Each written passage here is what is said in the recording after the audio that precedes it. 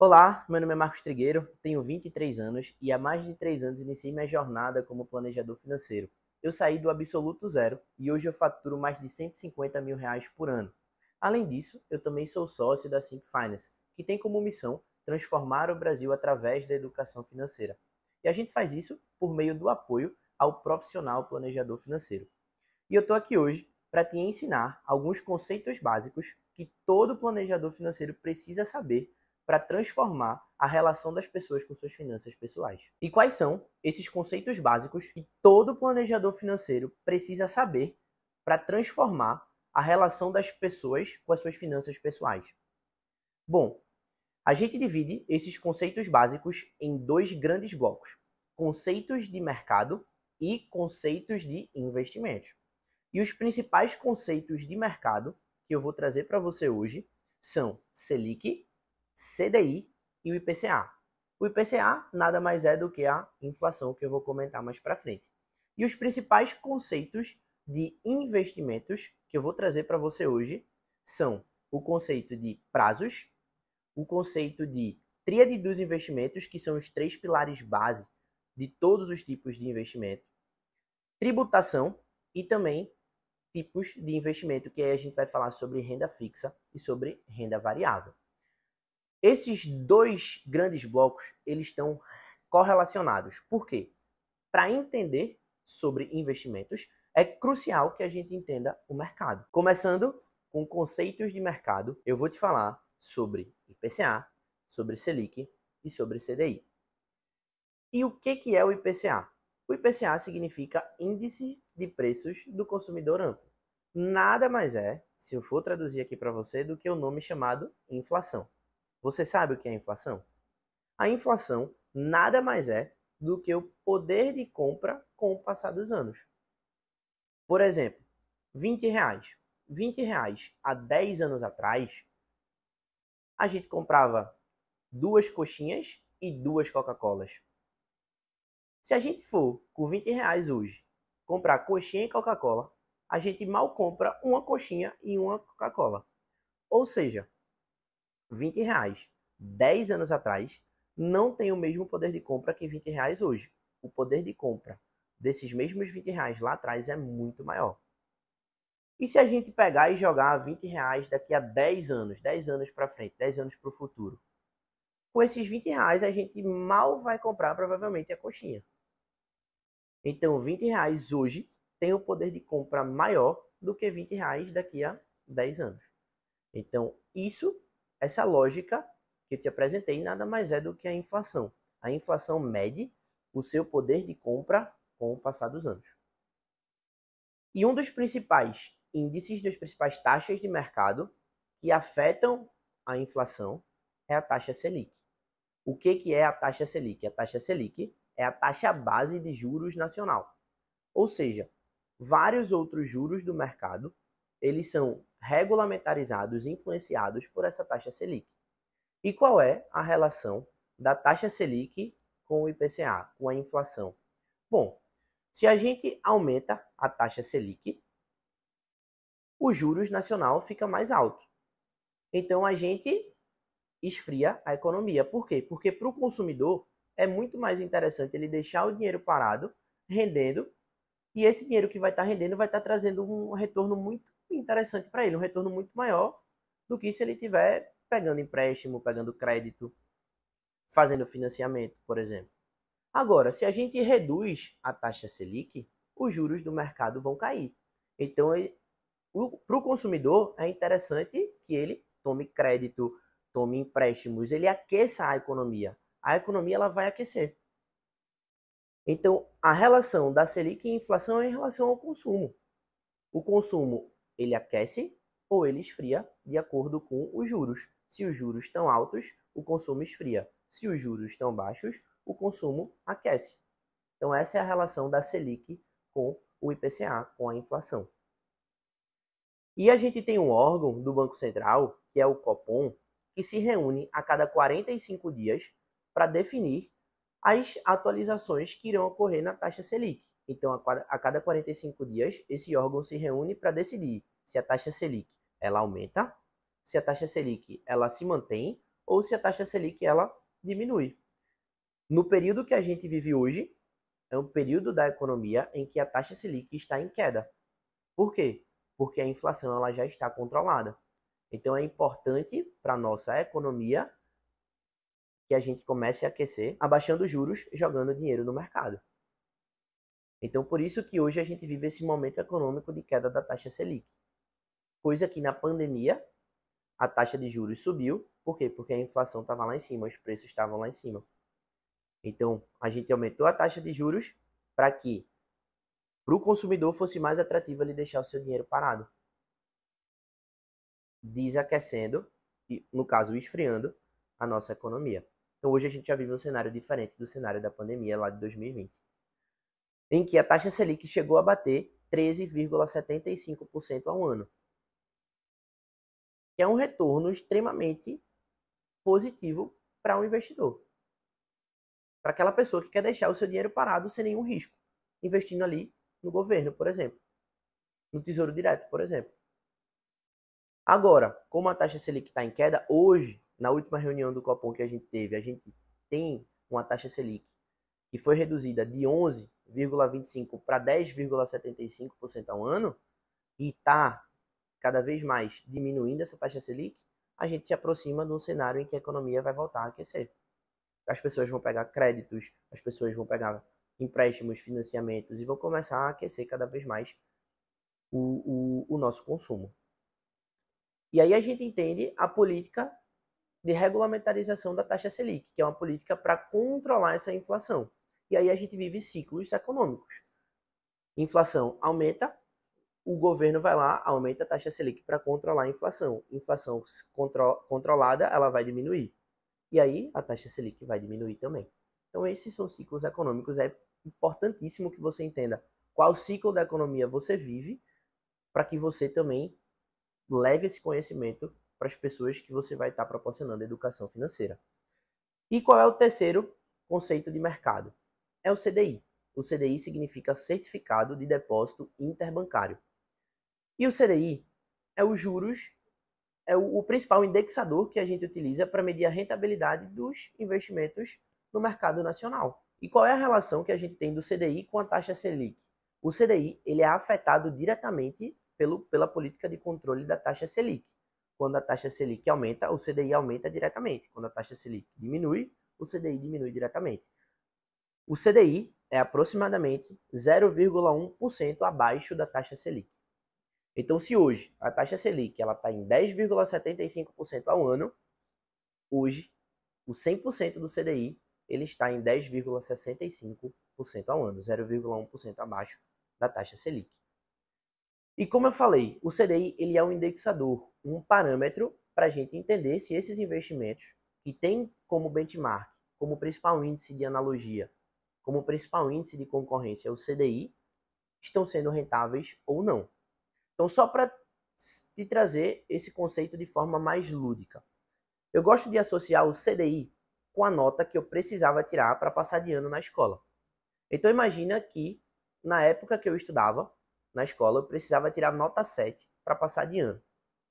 O 100% do CDI, que é o indexador que eu vou utilizar de parâmetro para alguns investimentos, é como se ele correspondesse a essa nota 7. Então, eu precisava pelo menos atingir o 100% do CDI para eu passar de ano, para que meus investimentos, que eu tivesse esse benchmark, esse CDI como parâmetro, eu tivesse sendo aprovado e tivesse um rendimento ok. Para fins de analogia, eu vou usar a poupança. A poupança é o investimento mais tradicional no mercado nacional, é um investimento que todo brasileiro, ou pelo menos 99% dos brasileiros, já deixou uma graninha lá. A poupança ela rende hoje 70% do CDI. Se eu associo a nota que eu precisava tirar para passar de ano na escola, 70% do CDI corresponde à nota 5.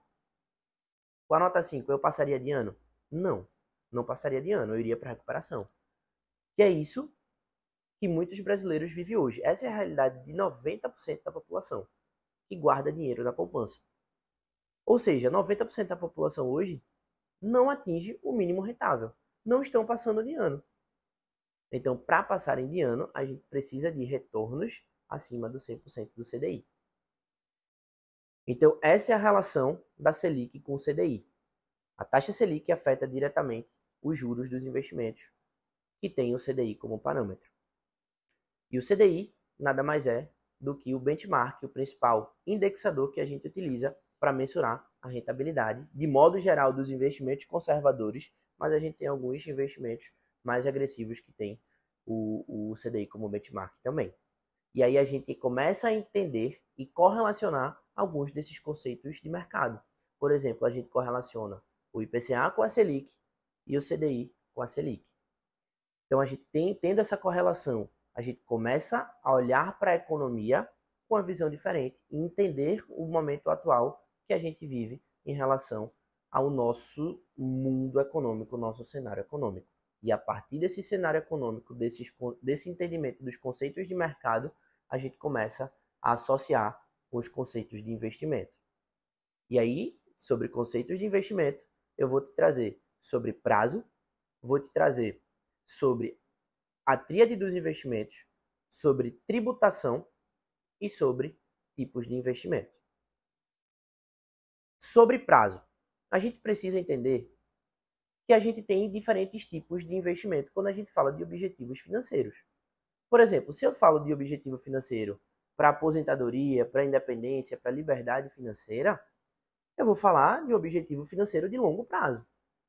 Se eu falo de um objetivo financeiro que é uma segurança financeira, uma tranquilidade, uma reserva de emergência, por exemplo, eu falo de um objetivo financeiro de curto prazo.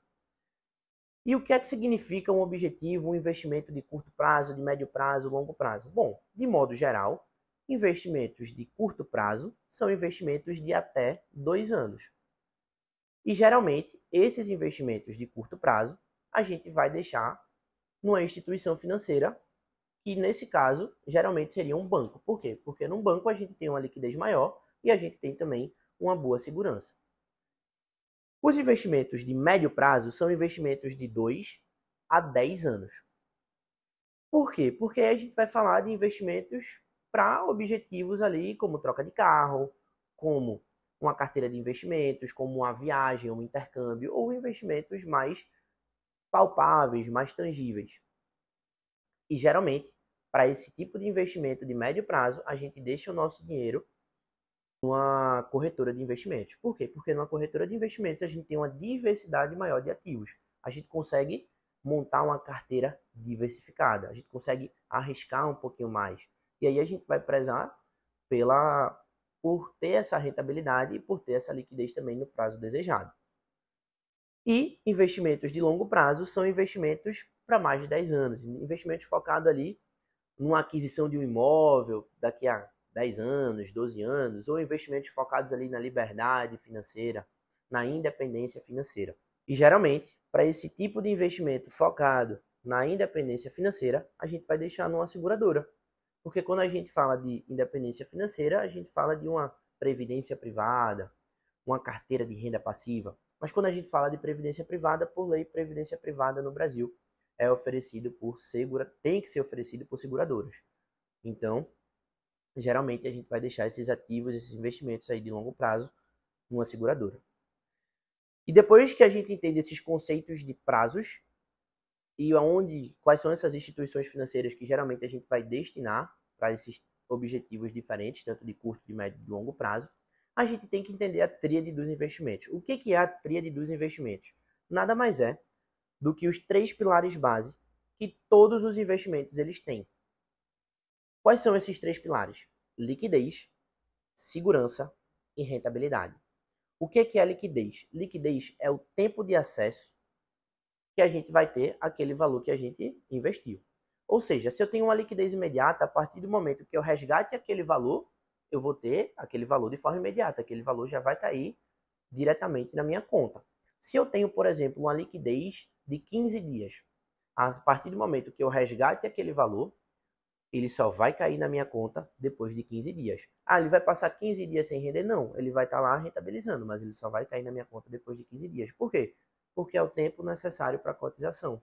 É o tempo em que aquele investimento vai levar para ser resgatado dos ativos que ele investe para poder ser pago diretamente na minha conta. Depois da liquidez, a gente tem o segundo pilar. O segundo pilar é justamente a segurança. O que é a segurança? Segurança está muito atrelada ao risco que a gente está disposto a correr para ter certo tipo de retorno. Qual é o risco que eu vou estar disposto a correr? É um risco alto? É um risco baixo? É um risco intermediário? E aí tem muita relação com o perfil de investidor. E aí a gente precisa entender o perfil de investidor que a gente tem. Eu preciso entender o perfil de investidor que eu tenho, você precisa entender o perfil de investidor que você tem.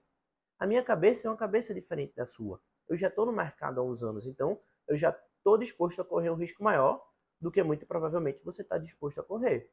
E existem, de modo geral, 3 perfis de investidor. O perfil conservador, que é aquele cara que não está disposto a correr risco. O perfil moderado, que está disposto a correr um certo risco. E o perfil arrojado, que é aquele cara que está disposto a correr muito risco.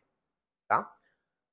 E depois que a gente entende o perfil de investidor, a gente entende que a gente está buscando uma segurança atrelada ao certo nível de risco depois que a gente descobriu o nosso perfil de investidor. E o último pilar é justamente a rentabilidade. A rentabilidade é o retorno que a gente vai ter naquele determinado investimento. E o retorno pode vir justamente em percentual, em real, e aí tem várias formas de a gente medir esse retorno. E vê que legal, se a gente associa essa tríade dos investimentos a objetivos financeiros, a gente vai entender que todo investimento ele vai priorizar 2 pilares dessa tríade e vai abrir mão de um terceiro. Significa que ele não vai ter esse terceiro? Não, mas significa que ele vai abrir um pouquinho de mão. Por exemplo, uma reserva de emergência. Para uma reserva de emergência, a gente vai priorizar liquidez. Por quê? Porque a gente associa a reserva de emergência a imediatismo, a imprevisto. A gente precisa daquele valor de forma imediata, então a gente vai priorizar a liquidez. E a gente também vai priorizar a segurança. Por quê? Porque a gente não vai deixar a nossa reserva de emergência em qualquer local. Tem que estar num local seguro e de fácil acesso. E a gente vai abrir mão um pouco da rentabilidade. Por quê? Porque como a gente está precisando da liquidez, liquidez é inversamente proporcional à rentabilidade. Então, se a gente prioriza muito a liquidez, a gente vai abrir mão um pouco do retorno naquele certo tipo de investimento. Se a gente falar, por exemplo, de uma carteira de investimentos, que é uma carteira, um objetivo ali de médio prazo, bom, uma carteira de investimentos a gente vai priorizar a rentabilidade e a gente vai abrir um pouco de mão da segurança. A gente pode priorizar também a liquidez se a gente já tiver batido o martelo no prazo desejado para conquistar determinado objetivo. Então, se a gente prioriza rentabilidade, a gente abre mão da segurança, a gente vai se expor a um certo nível de risco. Então, a gente vai começar a colocar ativos mais agressivos dentro da nossa carteira de investimentos, que provavelmente vão, quando feitos de forma profissional, esses ativos agressivos, eles vão oferecer um retorno mais atrativo do que investimentos menos agressivos. E depois a gente fala de longo prazo, por exemplo, uma previdência privada, que é um investimento para nossa independência financeira. Para minha independência financeira, é um investimento que você tem que fazer para a sua independência financeira. E quando a gente fala de previdência privada, a gente prioriza a segurança, porque é nossa independência financeira, nossa liberdade, a gente não pode deixar em qualquer lugar, qualquer local. E a gente prioriza a rentabilidade. A gente abre mão da liquidez. Por que a gente abre mão da liquidez? Porque é um investimento de longo prazo. É um investimento que a gente pensa para daqui a mais de 10 anos. Então a gente consegue abrir mão dessa liquidez, pensando aí no retorno e pensando também, priorizando essa segurança. E aí a gente entende sobre tríade dos investimentos.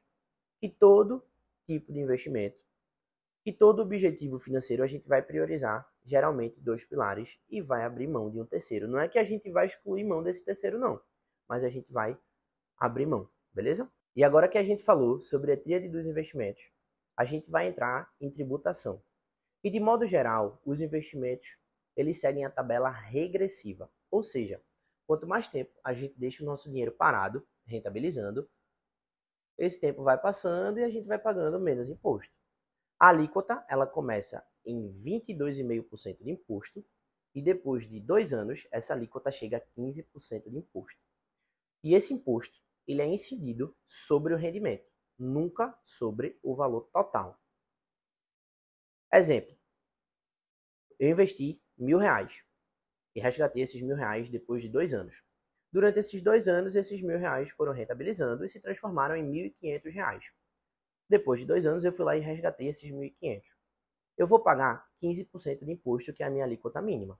Mas esses 15% de imposto que eu vou pagar é sobre o rendimento, é sobre os R$ 500 que eu tive de retorno, não sobre os 1.500 do valor total do resgate.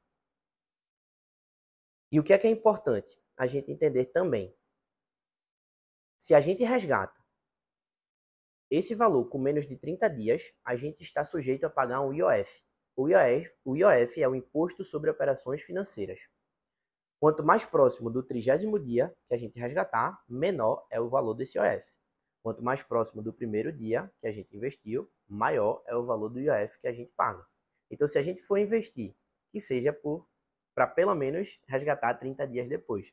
Óbvio, brincadeiras à parte, a gente não sabe quando vai acontecer qualquer tipo de imprevisto. Mas é bom você ter ciência do imposto que você está pagando para poder você tentar montar uma estratégia para só resgatar pelo menos ali depois de 30 dias e não pagar esse IOF. Esse IOF, a instituição financeira, seja um banco, uma corretora ou uma seguradora, ela está sujeita a te cobrar, beleza? E depois que a gente entende a lógica da tributação nos investimentos comuns, a gente precisa saber que existem alguns investimentos que são isentos dessa tributação. Por exemplo, a poupança. A poupança é isenta dessa tributação, então o rendimento da poupança já é um rendimento líquido. Além da poupança, a gente tem outros investimentos na renda fixa que são isentos dessa tributação. A gente tem os LCIs e os LCAs, a gente tem os CRIs e os CRAs, a gente tem as debêntures que na modalidade incentivada, elas são isentas dessa tributação também. Ou seja, o rendimento já é um rendimento líquido. E na renda variável, a gente tem os dividendos dos fundos imobiliários. Os dividendos dos fundos imobiliários hoje, eles são isentos dessa tributação, então já é um valor que entra líquido na sua conta. E depois que a gente entende que esses investimentos eles são isentos dessa tributação, a gente precisa entender a tributação na previdência privada, que é outro tipo de investimento, que é outra tabela de tributação. De modo geral, na previdência privada, a gente escolhe entre duas tabelas de tributação. A tabela progressiva. Como é que funciona a tabela progressiva? No momento em que a gente efetuar o resgate do nosso valor que a gente tiver no fundo previdenciário, a gente já é tributado em 15%. E na declaração do imposto de renda do ano seguinte, referente ao ano anterior, que é o ano que você efetuou o resgate, você pode ser compensado em até 27,5%, dependendo da faixa de renda que você se enquadrar. Ou você pode escolher pela tabela regressiva. A tabela regressiva é a mesma lógica. Quanto mais tempo passa parado lá rentabilizando, menos imposto você paga. A tabela regressiva da previdência privada é diferente da tabela regressiva dos investimentos de modo geral. Na previdência privada, o imposto começa lá em cima, em 35%. Mas a cada 2 anos que esse investimento passa rentabilizando, passa parado sem efetuar o resgate, esse imposto ele cai 5%. A cada 2 anos cai 5%. E depois de 10 anos, esse imposto chega a uma alíquota mínima de 10%. Ou seja, a menor alíquota do mercado. Menor até que a dos investimentos comuns. O que é bacana a gente entender? Que essa alíquota, esses 10 anos, é de acordo com a data do aporte. Então, se eu aportar hoje, dia 27/3/2024, e resgatar depois de 10 anos, 27/3/2034, eu vou estar pagando 10% de imposto na hora do resgate. Agora, se eu resgatar, se eu aportar em 27/4/2024, se eu aportar daqui a um mês R$1.000 e resgatar em 27/3/2024, eu não vou conseguir a minha alíquota mínima de 10%. Por quê? Porque não passaram-se 10 anos da data do meu aporte de abril de 24. Só vão ter passado 9 anos e 11 meses. Então, eu não vou conseguir a minha alíquota mínima de 10%. Eu ainda vou estar pagando 15% de alíquota na hora desse resgate. A gente teve uma mudança muito positiva na previdência privada recentemente. Antes, a gente precisava escolher a tabela de tributação no momento da contratação da nossa previdência privada. Hoje, a gente só escolhe a nossa tabela de tributação no momento em que a gente efetua o nosso primeiro resgate. Se eu tiver no momento, quando eu for efetuar meu primeiro resgate, se eu tiver no momento em que faça sentido a tabela progressiva, eu vou lá e escolho a tabela progressiva. Se eu tiver no momento em que a tabela regressiva seja mais interessante, eu vou lá e opto pela tabela regressiva. Então, vai muito do momento em que você vai se encontrar quando você efetuar esse primeiro resgate. Então, essa flexibilidade ela foi muito boa. E, de modo geral, quando a gente fala de previdência privada, é um investimento de longo prazo. Para um investimento de longo prazo, geralmente a tabela regressiva vai ser mais atrativa. E aí a gente entendeu como funciona a tributação dos investimentos de modo geral e a tributação como funciona também na previdência privada. Depois que a gente fecha esse bloco de tributação, a gente vai para os tipos de investimento. E quando a gente fala dos tipos de investimento, a gente divide em renda fixa e renda variável. A principal diferença da renda fixa para a renda variável é que na renda fixa a gente já tem todas as informações no momento em que a gente vai realizar o investimento. Informações como tempo de liquidez, informações como retorno esperado, informações como índice de flutuação. Então a gente já tem todas as informações pré-investimento. Na renda variável, não. Na renda variável a gente não tem nenhuma dessas informações. A gente está na incerteza. Por isso que é muito mais arriscado do que a renda fixa. E a gente tem vários ativos dentro da renda fixa. Vamos começar com o tesouro. A gente tem dentro da renda fixa os ativos públicos e os ativos privados. Do ativo público a gente tem o Tesouro Nacional. O Tesouro Nacional a gente tem o Tesouro Direto. O Tesouro Direto é um programa dentro do Tesouro Nacional em que somente pessoas físicas é permitido investir no Tesouro Direto, em que geralmente esse ativo ele vai estar atrelado ali à taxa Selic. Vai acompanhar as flutuações da taxa Selic, que pode ser numa taxa pré ou numa taxa pós. O que é uma taxa pré e uma taxa pós? Pré é de pré-fixado. É uma taxa pré-estabelecida. Exemplo, esse investimento ele rende 10% ao ano. Independentemente da taxa Selic, do CDI e da inflação, ele vai render 10% ao ano. Isso é uma taxa pré-fixada. Uma taxa pós-fixada. A taxa pós, ela acompanha o índice de flutuação. Ou seja, como a taxa Selic a gente viu que é alterada a cada 45 dias, se for uma taxa pós-fixada atrelada à Selic, a cada 45 dias a gente vai ter uma flutuação nesse rendimento. Ou atrelada à Selic, ou atrelada ao CDI, ou atrelada ao IPCA, que é a inflação. Vai ter essa flutuação, de acordo com o indexador base. E uma taxa híbrida. O que é uma taxa híbrida? É a mistura dos dois conceitos. Uma taxa pré mais uma taxa pós. Por exemplo, IPCA mais 3%, Selic mais 2%. Isso é uma taxa híbrida. É uma taxa pós-fixada, que é a taxa Selic mais 2% de taxa pré-fixada. Beleza? Agora que a gente entendeu esse conceito de pré, pós e híbrido, a gente consegue entrar mais a fundo nesses ativos de renda fixa. Na renda fixa pública, a gente tem o Tesouro Direto. O Tesouro Direto, ele é um programa de Tesouro Nacional, como eu falei, e ele pode ser híbrido, ele pode ser pré-fixado ou pós-fixado. O Tesouro Direto geralmente não existe pré-fixado. Raríssimas as exceções, ou quase nenhuma. No Tesouro Direto, ele pode ser pós-fixado ou híbrido. Ele pode acompanhar as flutuações da taxa Selic ou acompanhar as flutuações da inflação, ou acompanhar esse indexador mais uma taxa pré-fixada. E depois que a gente entende esses títulos públicos, e aí a gente tem o Tesouro Direto, a gente tem os títulos privados. E dentre os títulos privados, a gente tem o mais conhecido a nível nacional, que é a poupança. A poupança tem suas vantagens e suas desvantagens. Qual é a vantagem da poupança? Bom, o rendimento da poupança é um rendimento líquido. Por quê? Porque é isento de tributação. A gente já viu que a poupança não tem tributação. Qual é a desvantagem da poupança? Bom, a poupança ela rende 70% do CDI. Então, ela não tem um bom retorno, ela não atinge o mínimo rentável, que é o 100% do CDI. Ou seja, ela não atinge seu benchmark. Então, a poupança, ela termina que não é um investimento muito bom. Por quê? Porque a gente está perdendo para o nosso benchmark, para o nosso índice mínimo de retorno.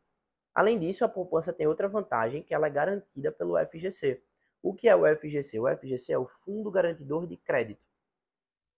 É um programa do governo em que ele oferece uma segurança para bancos e instituições financeiras. E caso esse banco, essa instituição financeira decrete falência, decrete de intervenção ou intervenção extrajudicial, o FGC ele vai agir para proteger essa instituição financeira. E o investidor que deixou o seu dinheiro lá nessa instituição financeira. Então, o investidor que investiu até 250 mil por conta por CPF, ele é garantido pelo FGC. Dependendo do ativo, se o ativo for garantido pelo FGC, tá? Por exemplo, digamos que eu investi numa poupança. R$ 250 mil na poupança.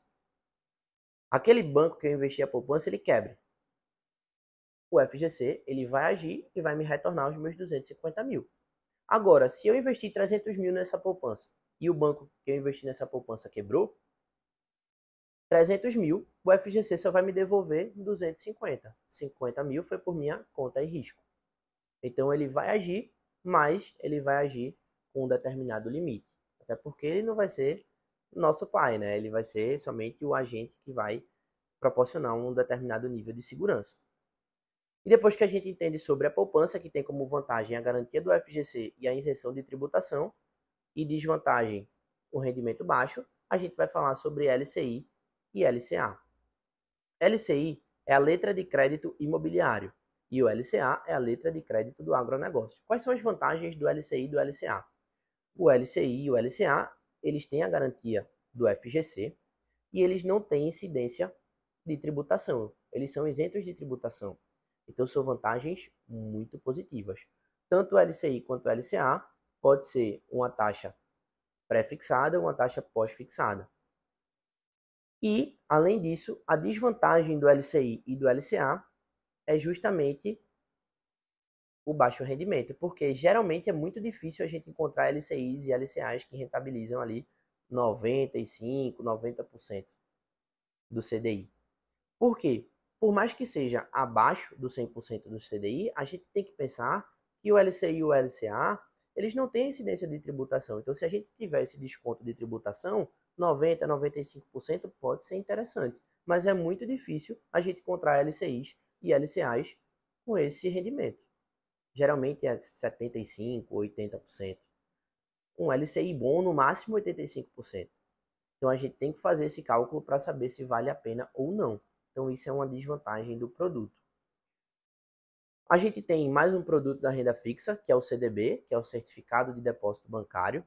O CDB, o ponto positivo é que ele é garantido pelo FGC. E o ponto positivo também é que ele tem um rendimento mínimo de 100% do CDI.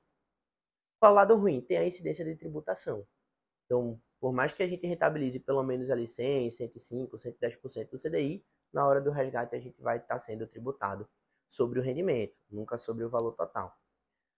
Geralmente o CDB é um investimento do banco em que a gente está emprestando o nosso dinheiro e ele vai devolver esse dinheiro acrescido dos juros que foi combinado. O LCI, geralmente, é um investimento ali também de banco, mas focado no mercado imobiliário, e o LCA focado no agronegócio. Depois que a gente entende poupança, CDB, LCI e LCA, a gente tem os CRIs e os CRAs. Os CRIs são os certificados de recebíveis imobiliários e os CRAs, os certificados de recebíveis do agronegócio. Os CRIs e os CRAs, geralmente, não são investimentos oferecidos por bancos. São investimentos oferecidos por sociedades securitizadoras. Tá? Quais são as vantagens dos CRIs e dos CRAs? Bom, o CRI tem uma vantagem em que ele não tem incidência de tributação, tanto o CRI quanto o CRA, e o rendimento dele é em relação ao CDI. Geralmente a gente vai conseguir um rendimento acima de 100% do CDI. Qual é o lado ruim? O CRI, tanto o CRI quanto o CRA, eles não são garantidos pelo FGC. A garantia deles são nos imóveis que lastreiam aquele determinado fundo, aquele determinado título.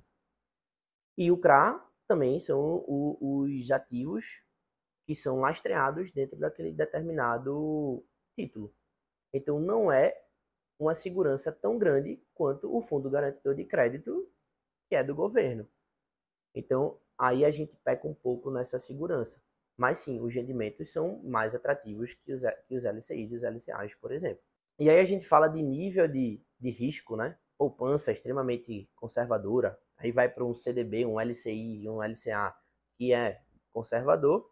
E aí a gente entra num CRI e num CRA, que é um nível acima do conservador. É entre o conservador e o moderado. E aí a gente entra no último produto da renda fixa, que são as debêntures. Que eu gosto de dizer que é a ponte entre a renda fixa e a renda variável. Por quê? A debênture a gente não investe em banco, a gente não investe em sociedades securitizadoras. A gente investe em empresas. A gente vai financiar as empresas e as suas estratégias. E por trás das empresas, a gente tem pessoas. A debênture não é garantida pelo FGC.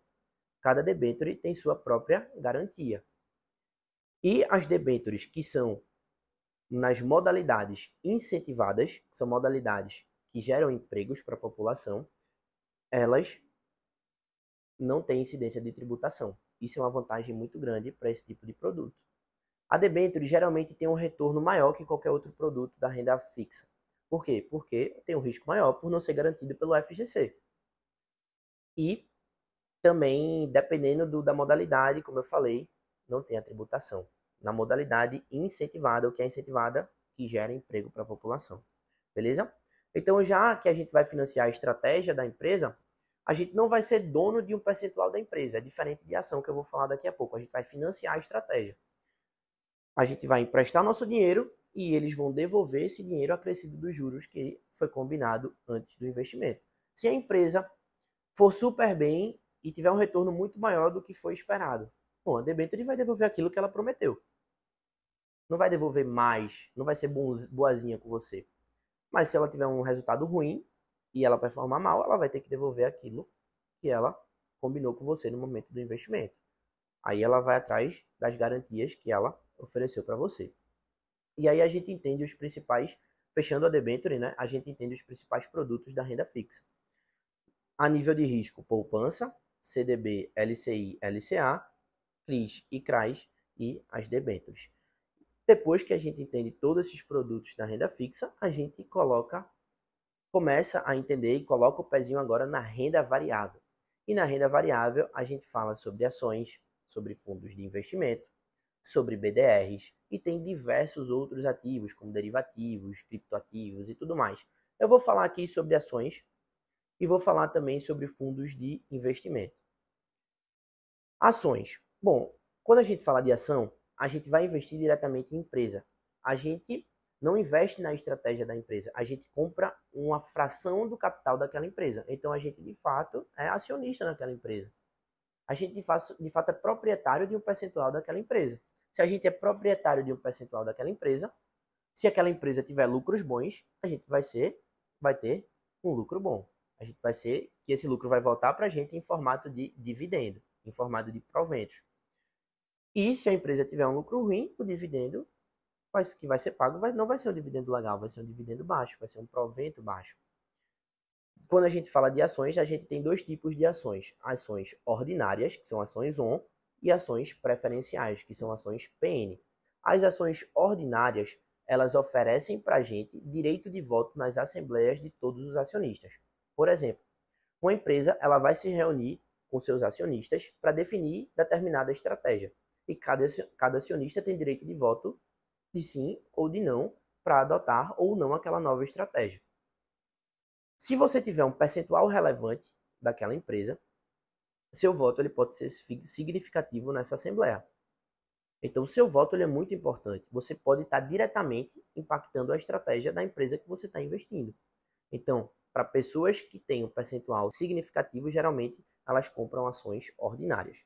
Para pessoas que estão iniciando no mundo do investimento, geralmente elas compram ações preferenciais. Por quê? Na ação preferencial, você tem prioridade na distribuição de dividendo. Então, a empresa vai pegar os dividendos e vai distribuir para os acionistas. Ela vai ver quem é que tem prioridade. Quem tem ações preferenciais. Então, quem tem ações preferenciais geralmente recebe antes do que quem tem ações ordinárias. Então, para quem está investindo agora, geralmente essa prioridade é bem interessante.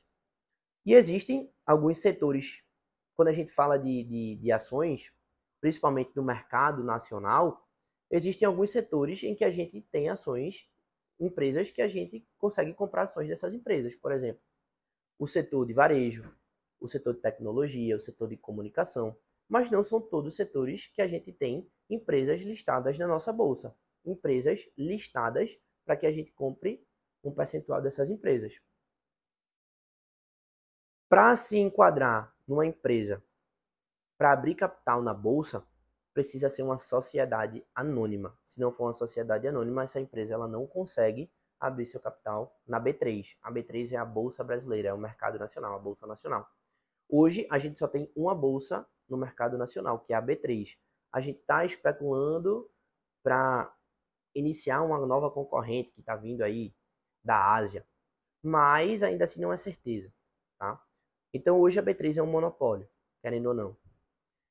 Então, quando a gente fala de todos esses setores, a gente tem alguns setores perenes da nossa economia. O que é um setor perene? São setores que, de modo geral, caso o país entre em guerra, as pessoas não podem abrir mão desses setores. E a gente tem 5 setores perenes, em que um estudo feito pela AGF Investimentos, existem 5 setores que, de modo geral, são setores perenes, em que as pessoas não podem abrir mão, e são setores que são bons pagadores de dividendo. Ou seja, as empresas que fazem parte desses setores são boas pagadoras de proventos. Quais são esses 5 setores? O acrônimo que a AGF usa é o acrônimo BEST, B-E-S-S-T. O B é de setor bancário, o E de setor elétrico, o primeiro S de saneamento básico, o segundo S de seguradoras e o T de telecomunicações. Esses 5 setores são setores perenes da economia em que, de modo geral, as empresas são boas pagadoras de dividendo. Então, se você for começar a investir em ação hoje, você pode começar dando uma olhada nesses 5 setores. E aí, a gente entendendo sobre esses setores, sobre a mecânica de ações, como funcionam a lógica da distribuição dos lucros, a gente começa a entender mais sobre a renda variável e sobre esse ativo, que são as ações. E aí, quando a gente compra uma ação, a gente compra a participação de uma empresa que está listada na Bolsa Nacional, que hoje a gente só tem somente a B3, beleza? E depois que a gente entende sobre ações, a gente fala sobre fundos de investimento. Qual é a lógica do fundo de investimento? Bom, existem vários tipos de fundo de investimento. Fundo de investimento em renda fixa, fundo de investimento em multimercado, fundo de investimento em ações, que a gente acabou de falar, em fundos de investimento imobiliários. Mas a lógica do fundo de investimento é a seguinte. Imagina que a gente quer comer um bolo. A gente tem duas opções. Ou a gente compra os ingredientes e faz esse bolo, ou a gente já compra o bolo pronto. O mais barato é a gente comprar os ingredientes e fazer o bolo. Mas se a gente quiser economizar tempo, a gente pode comprar diretamente o bolo pronto e pagar um pouco a mais por isso. É a mesma lógica no fundo de investimento. Vou usar como exemplo o fundo de investimentos em ações, que é o produto da renda variável que a gente acabou de comentar. No fundo de investimento em ações, até 66% desse fundo vai ser composto de ações. Então, eu posso ter várias ações, vários ingredientes dentro de um único bolo. Eu posso comprar um único fundo de investimento que invista em 10 ações diferentes. E os outros 33%? Bom, fica a critério do gestor desse fundo. E a lógica da dinâmica do fundo, eu gosto de associar a como se fosse um condomínio. A gente tem o prédio, que é o fundo. A gente tem o morador, que é o cotista. E a gente tem o apartamento, que é a cota. E a gente tem a pessoa responsável por gerir aquele condomínio, que é o síndico. O síndico que vai gerir o fundo, então o síndico é o gestor do fundo. E a gente tem alguns gastos quando a gente fala do fundo de investimento. A gente tem a tributação, a gente tem o come-cotas, a gente tem a taxa de administração e a gente tem a taxa de performance. A tributação a gente viu que segue a tabela regressiva, a gente já sabe como funciona. O come-cotas, o que é o come-cotas? O come-cotas é uma iniciativa do governo para que, de tempos em tempos, ele vá lá e tire um pedacinho do imposto devido. Para que ele não só receba o imposto somente na hora do resgate. Porque você pode passar 10 anos sem resgatar o seu investimento. Como é que o governo vai passar 10 anos sem receber o imposto? Imagina que se todo mundo tem esse pensamento de resgatar depois de 10 anos. O governo só vai receber imposto de investimento depois de 10 anos? Não. Então, por isso que ele criou o Come-Cotas. Que no final de maio e no final de novembro, ele vai lá e puxa um pedacinho do imposto devido. Além disso, tem a taxa de administração do fundo, que é o salário do síndico que a gente está pagando, que é um percentual que o síndico cobra para fazer a gestão daquele determinado fundo. E a taxa de performance, o que é? Bom, existem 3 formas de atuação desse síndico. Uma política passiva, uma política ativa e uma política alavancada. A política passiva, o fundo ele vai fazer exatamente o que o benchmark está fazendo. Por exemplo, no fundo de ações, que é o que eu dei o exemplo anteriormente, o principal benchmark, que é o principal índice de referência, é o Ibovespa, que é a Bolsa Nacional. Se o Ibovespa está se comportando de determinada forma, o fundo vai replicar exatamente o que o Ibovespa está fazendo, que é a política passiva, atingir o mínimo, que é atingir o seu benchmark. A política ativa é quando esse gestor ele tenta superar o seu benchmark. Só que ele vai tentar superar o benchmark de graça? Não, ninguém trabalha de graça. Então ele vai cobrar uma taxa de performance caso ele consiga exceder o benchmark. E nada mais justo, porque quanto mais o fundo ganha, mais você ganha, mais o gestor ganha. É um famoso ganha-ganha. E a política alavancada? Bom, a política alavancada é quando esse gestor de fundo ele toma crédito, opera com mais do que de fato ele tem. Se render, ótimo, ele pega o valor do rendimento, paga o crédito e ainda fica com mais. Se não render, ele sai no prejuízo. Então é um risco que o investidor que investe num fundo em que o gestor tem uma política avançada corre. Mas antes de investir nesse fundo, o investidor ele tem que saber o que é uma política passiva, o que é uma política ativa e o que é uma política avançada. E ele tem que saber também o risco que ele está disposto a correr em cada uma dessas políticas de investimento do gestor que ele vai estar investindo no fundo. Beleza? Então essa é a lógica que tem o fundo de investimento. E o fundo de investimento tem vários setores. Setor de ação, setor de imóvel, multimercado, renda fixa. Setor até internacional, como fundos cambiais, por exemplo. Mas é importante você entender que não faz sentido você investir em vários fundos com a mesma estratégia. É importante você montar uma carteira diversificada, investir em ações, investir em fundos multimercado, fundos de imóveis, fundos cambiais, em mercados diferentes. Por quê? Porque assim você não vai estar colocando todos os ovos em uma única cesta. Se você perder essa cesta, você perdeu tudo aquilo que você construiu, mas sim diversificar. Por quê? Porque quanto mais você diversifica, menos você é afetado por oscilações de mercado. E isso é uma estratégia inteligente. Óbvio, também não vai diversificar, querer investir em tudo. Tem que ter uma estratégia, tem que ser feito de forma profissional, de forma responsável. Por isso que você precisa de todo esse conhecimento, entender todos esses conceitos para poder passar a melhor mensagem para a pessoa que você vai estar proporcionando essa educação financeira. Hoje eu te falei sobre conceitos básicos que todo planejador financeiro precisa saber para transformar a relação das pessoas com suas finanças pessoais. Desses conceitos básicos eu dividi em dois grandes blocos. Eu dividi em conceitos de mercado e dividi em conceitos de investimento. Até porque eles estão correlacionados. É crucial para que a gente entenda de investimentos, a gente entenda antes do mercado. E sobre conceitos de mercado, eu falei sobre IPCA, eu falei sobre Selic e falei sobre CDI. Sobre conceitos de investimento, eu falei sobre prazos, curto, médio e longo prazo, e as instituições financeiras que a gente destina para cada um desses prazos e objetivos financeiros. Eu falei sobre a tríade dos investimentos, dos que são os três pilares base que todos os investimentos eles têm: liquidez, segurança e rentabilidade. Eu falei sobre tributação, como é que funciona a tributação dos investimentos comuns, de modo geral, e como é que funciona a tributação na previdência privada e suas particularidades.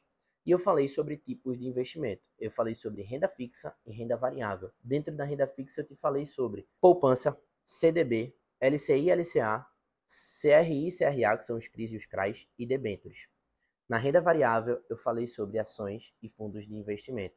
E além disso, tem muitos outros produtos na renda variável. Então, eu fiz todo esse apanhado com os principais conceitos para que você entenda sobre como você pode, através desses conceitos, através desse entendimento da economia e do mundo dos investimentos, como você pode transformar a vida das pessoas, otimizando a relação delas com as suas finanças pessoais. Meu muito obrigado para você que assistiu esse vídeo até aqui. E se você quiser entender como é que um planejador financeiro atua transformando a vida das pessoas, eu venho te fazer um convite. Eu peço para que você continue acompanhando os nossos conteúdos nas nossas redes sociais. A gente está postando muita coisa sobre a realidade e o dia a dia de um planejador financeiro. E caso você tenha interesse em iniciar uma jornada como planejador financeiro, eu te convido a conhecer o nosso blog. Lá a gente faz posts semanais e nesses posts a gente dá dicas para planejadores financeiros que estão iniciando a sua jornada. Meu muito obrigado e até um próximo vídeo.